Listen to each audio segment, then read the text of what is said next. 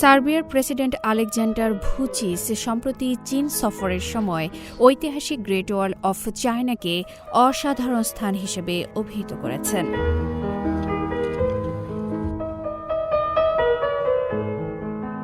তিনি জানান, চীনের প্রেসিডেন্ট শি জিনপিং তাকে বারবার গ্রেট ওয়াল পরিদর্শনের পরামর্শ দিয়েছিলেন এবং অবশেষে এই সফরের সময় তিনি সেই পরামর্শ অনুসরণ করেন। ভুচিচ 24 থেকে 28 মে তার প্রথম রাষ্ট্রীয় সফরে চীন সফর করেন। সফরের শুরুতেই তিনি বেইজিংয়ের পাতালিং অংশে অবস্থিত গ্রেট ওয়াল পরিদর্শন করেন।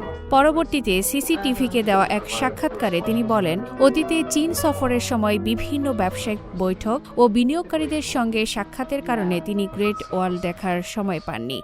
তবে এবার তিনি স্বীকার করেন, প্রেসিডেন্ট শি জিনপিংয়ের পরামর্শই সঠিক ছিল।